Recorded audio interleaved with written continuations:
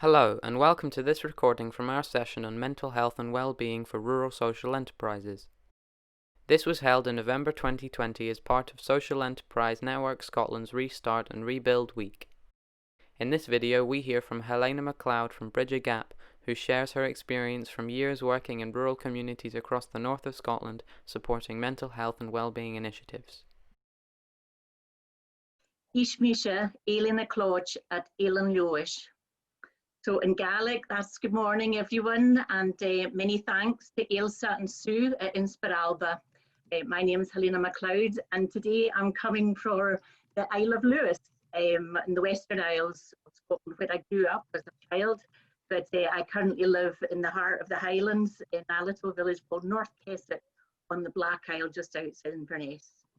So that the view in front of you actually is it's actually the Isle of Harris. A view from Sheelabost. It's a spectacular view. I was down there last month with my mother, who I'm up looking after just now. So my story is that 3.5 years ago, I set up my company based on my own lived experience of work-related stress, which led to poor mental health. I noticed I was really operating in very toxic work environments. And you know what? I lost the last 2 jobs in companies going out of business or whatever, people just losing their jobs. And I was determined to change the way people were being treated in the workplace. So Bridge a Gap was set up in the summer of 2017. It's a mental health and well-being focus with suicide prevention. Previously it was a Samaritan and smart recovery facility. But I also have a big focus on communities.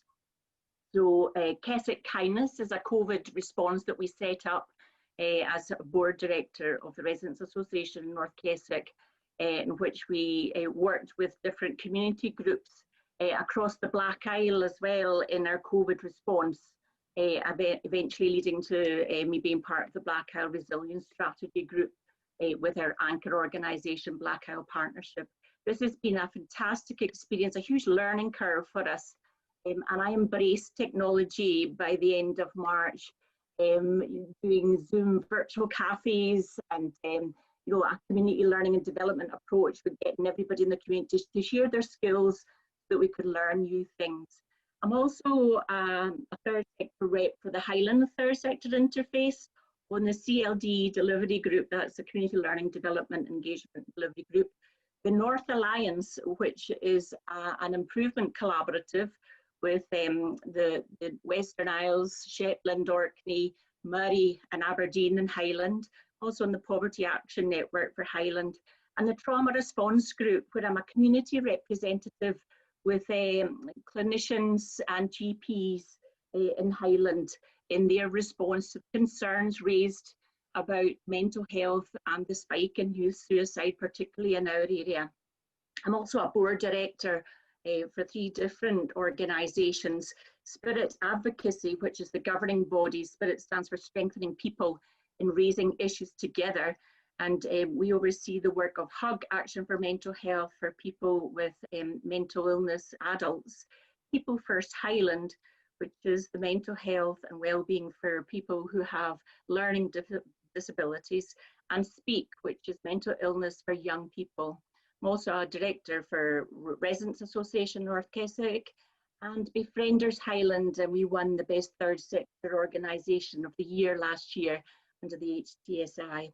So I'm a huge HTSI ambassador. I love what they do, and yeah, that's all I can say there. Just a wee overview of rurality. A rural area is defined as an area that has a population of 3,000 or less or living on an island. Rural makes up 98% of Scotland's land mass, 17% of Scotland's population, with over 1 million people. Remote areas are defined as having a drive time of greater than 30 minutes from a settlement of more than 10,000 people. The advantages, as many of us know, of living in a rural area is the beautiful scenery, the fresh air. I live just along from the beach here just now at my mother's house in Aggregation Point. There's less crime generally and pollution, but we have a sense of belonging in a close-knit community that's very supportive. And everyone tends to know everyone, particularly up here, but that can also be a double-edged sword. because there are disadvantages to living in rural areas, as Emma also spoke about, the lack of public transport, the distance from services from hospital. We particularly hear about that from places like in Caithness and Skye. There's fuel poverty, sometimes extreme fuel poverty, and that lack of anonymity, particularly when affecting mental health stigma. And we also see the decline of these local meeting places and banks and post offices and shops with the closure there. 3.5 years ago at the Royal Highland Show, I met Jim Hume, who had just set up the National Rural Mental Health Forum with support from the Mental Health Minister and the Rural Minister. And he was there with Professor Sarah Skerritt of the SRUC. And they had just done a survey out to people with mental health charity Support Mind, to people with poor mental health in rural Scotland. And the findings of that report created that solid evidence base to inform the Scottish Government Mental Health Strategy 2017 with the word rural. And that was actually missing from the Scottish Government strategy.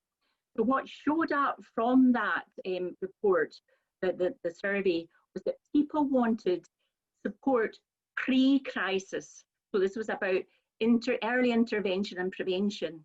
It was low-level support they wanted, non-clinical, so that's not at a health centre or something with an NHS above it, you know, and it was to be local. On the back of the excellent work, we've now got about 170 members in the Rural and Mental Health Forum. They started to get some funding. We've got the Highlands Islands Connections, Caring Connected Communities project, and they were asking people what it meant like to live in a supportive, resilient community. And the work there was undertaken in Uist and Benbecula and Isle of Mull. And they've got a fantastic app that they developed called J Hadol, as What's Happening. It's a community information hub, and it's got supportive resources about mental health training, local events. They introduced leather benches. And last week I was in an event run by UHI, and the Mental Health Minister was there, Claire, and she said it's up to all of us to work to strengthen community connections and make a positive difference to the mental well-being of people living in rural communities. So just a quick plug from that, 2 surveys on the go. There's the one from the Mental Health Forum that Fiona Thompson's just released last week, and it's about the impact of COVID on marginalised rural communities, recognising that young carers, LGBT+, refugees and migrant workers are impacted differently with digital exclusion, isolation. They're experiencing more in the way of depression and sometimes more in the way of suicidal ideation. So there's the link for that. And also a link to the Rural COVID survey, where we're trying to identify again the difference of impact on rural communities compared to urban, and it's looking at a different array of questions there. So 2 great surveys to circulate communities. Just a quick plug in for what the Scottish Government is doing. They just last month, on the 8th of October, they released Mental Health Scotland's Transition and Recovery. This is a route map to how they're going to promote and support better conditions for good mental health and well-being across Scotland. Also providing accessible signposting and accessible responses to those in distress. So we see that they're creating mental health hubs 24/7, assessment centres. There's been a huge increase in the uptake of digital services. We see that particularly Western Isles, Highland Shire. They've been doing fantastic work. I've been listening to the project they're doing there with Sleepio, computerised CBT, internet-enabled CBT. The Near Me as well has just skyrocketed, and obviously increasing the capacity under the distress relief intervention. The Clear Your Head campaign, and Emma mentioned about the 5 ways to wellbeing, really, I mean, it's all captured there, and they're going to be doing a refresh of the Clear Your Head campaign next month, so keep your eyes peeled for that, okay? I'm a great lover in the little short videos, the Ask Tell videos. There's 3 of them. There's one on listening skills, one on mental health, and one on suicide prevention, and it helps learners just to understand the signs that they need to be looking out for people if they may be thinking about taking their own life, how we can better support them. And also a link, because I'm in the Prevent Suicide Highland network, there's a link here to Scotland's new approach to suicide prevention with the Unite Prevent Suicide. And there's just a wee 30-second video here.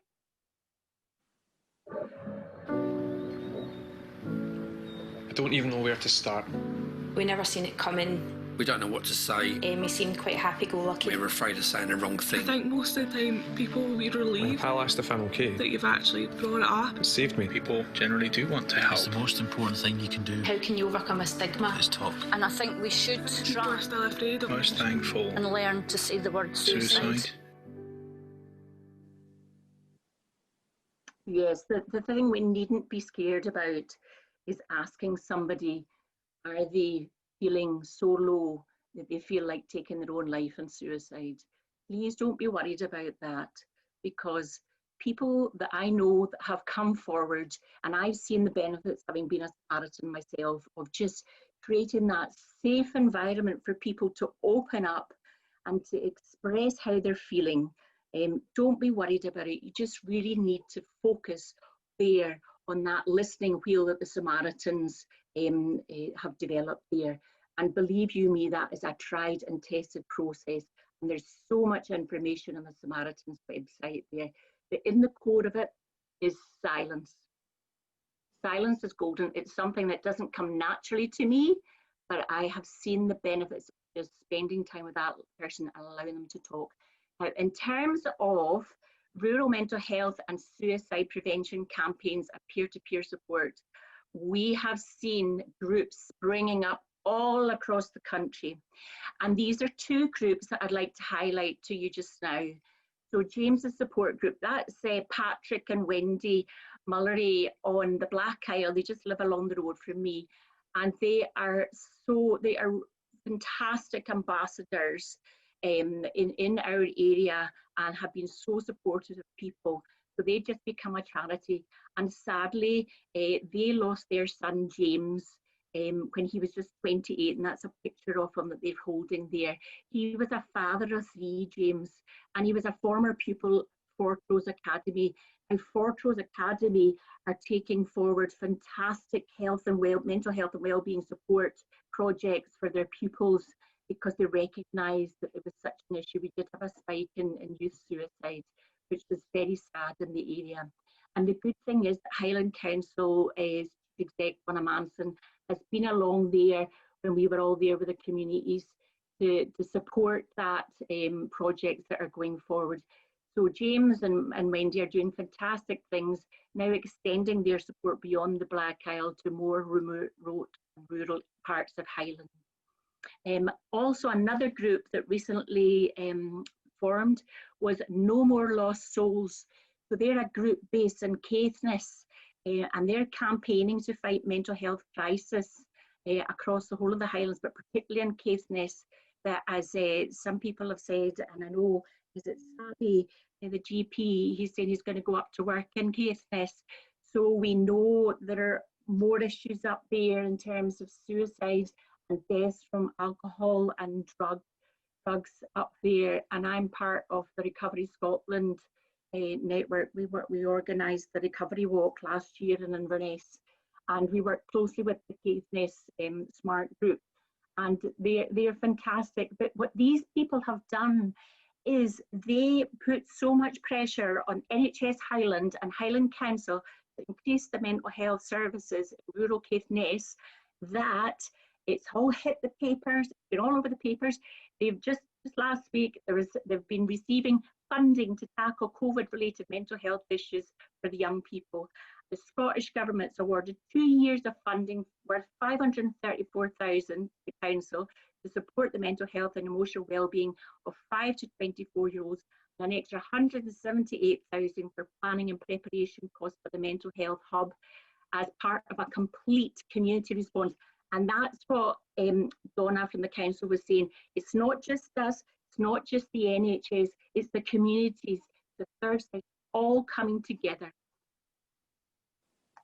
So And Sue made absolutely spot on. The array of experience and talent that we have in the room is absolutely amazing. Now, I just pulled up some of the logos from the list that was shared with me last week, and I appreciate there's more people that I maybe don't have on this now, but I was looking at your website and I am just blown away. I have to tell you, it really touched my heart, the amazing things that you're all doing. You know what I mean? So up there we've got Inspiralba, we've got the mental health charity, SAMH, just love to see me. We've done great work with See Me. And SRN. I mean, we have Holly, and I can't even remember the other girl's name. They're always up in Inverness with peer-to-peer stuff for the And if you go down to the left, it's football party. So when I was down there looking after my wee fellow 20 years ago when he had leukemia in Glasgow, we stayed in York Hill Hospital for 9 months. Partick Thistle was right along the road for where I used to go. And you're doing amazing stuff in the COVID response. Very much like a group that I work with, Aberdeen Football Community Trust, and we saw all the great things they did in working with CFINE, which is a community food initiative. The sports centres, coach sports, I think sports are just, it invigorates, it just makes you feel great in body, mind, soul. There's the Coram support group, the staff on the bottom, and they're just doing amazing things. As for Health Valleys, your spring social prescribing, I'm right in there. We're taking this forward in Highland. And I know Maggie, who's on the group here today, they've been helping social prescribing. So we're a wee bit behind the curve in Scotland, Highland, but we're getting there. The COVID hasn't helped to hold things back from progressing. But I was in the Elemental Software event last week, and spring was there. So I don't know if you were there, Ali. That's great. Other organisations like that. Helena, I may have to get you to wind up soon because we're running out of time rapidly. All right, right. Well, I'll just finish off there. Other great ones. Badenoch and Strathspey, just a shopper. So the things we're doing for winter resilience, we got funding for all our community libraries, our sharing sheds of the Black Hills, all the communities got that. We're doing our outdoor Christmas markets, our Highland Good Food conversations, and this is all about sharing and becoming resilient as a community. That's great. And this is a plug for third sector and community resilience, making them use of risk management, okay? Because we know that third sector really steps up the mark, capable and professional, and we're at the heart of community resilience. Funding's been decreased, funding constraints, and there's more demand for our services. So it's important that we introduce risk management just now, a proactive approach. There's great guidance there from third sector, and OHTSI are doing great Monday masterclasses that I'm a part of, and they're involved with the Kickstart Gateway Employer project now to get employment to 16 to 24-year-olds. That's just why we call Keswick kindness, because kindness really does matter. These were different things like what Emma was showing, and I think that's about it. There's a tool, if you want to go on and do a 90-second tool, and that's a great video. That's it.